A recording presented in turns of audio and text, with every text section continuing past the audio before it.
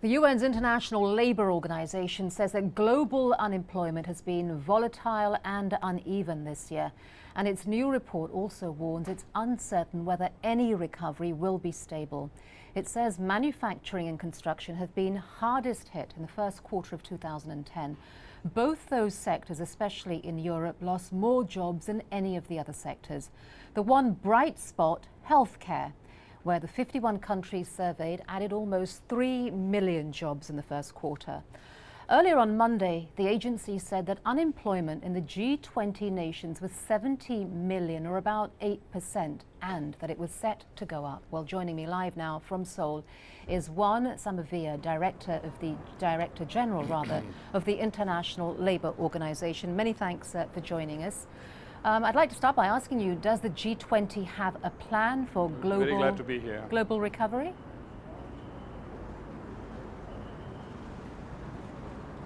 Well, I think that they are moving in the direction of putting quality jobs at the heart of the recovery. I think that there's full consciousness that, a jobless recovery is no recovery. The emerging countries are doing better, they're growing, and they're creating jobs. The industrialized countries, except countries like Canada, Australia, and others, are in a much weaker situation with lower levels of growth. What they're trying to do here together is to say, how do we rebalance these economies so that we take the decisions that permit everybody to grow? But jobs is at the heart of the solution. Right, so what are the consequences if the measures don't work or are seen to be unfair?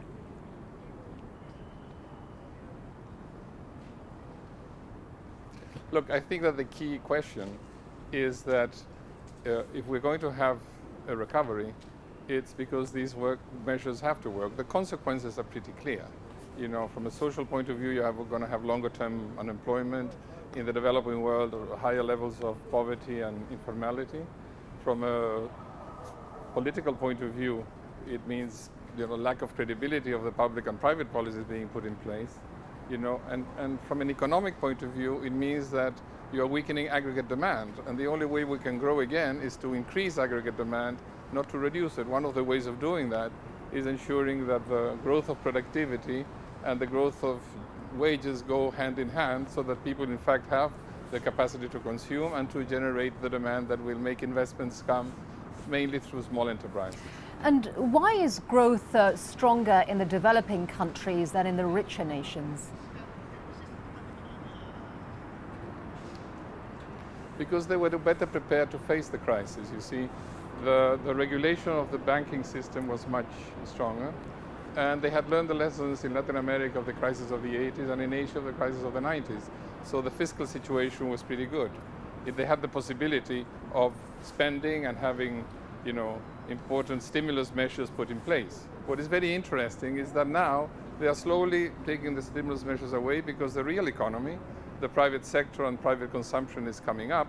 So they're doing an orderly process of moving out of the stimulus and moving into the real economy growth that we need. But the growth in those countries, do you think that it's going to be strong enough to reverse the problems of the global economy as a whole? Not at all. Not at all. This is a situation in the initial reaction to the crisis. If the developed world, in Japan, the United States, Europe, continues to have a relatively low levels of growth without significant job creation, that is obviously going to affect the overall balance. And this is what the G20 are trying to resolve here. How is it that we decide on policies that ensure a strong, balanced and sustainable growth towards the future? The contribution of the emerging countries and the developing world to that is very important, but it can't be done on their back alone.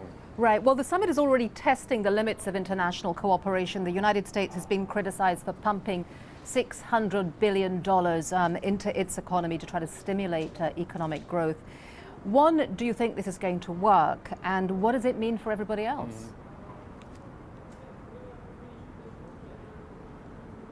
Well, I think that, there's been a lot of play on the currency crisis, and obviously it's a serious issue that is going to be dealt with. But that's not the only imbalance that we have globally.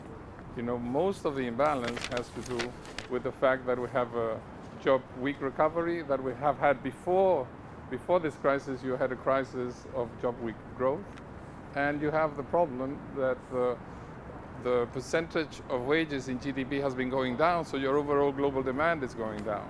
So of course you have to deal with the currency issue. But the more structural questions is, what do you do with the informal economy of the relevant countries? How you increase the quality of life there and the quality of work and move them into the formal economy?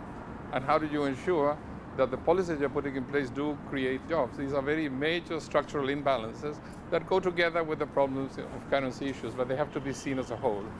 All right, Mr. Somavia, thank you very much for joining us live there from the South Korean capital, Seoul.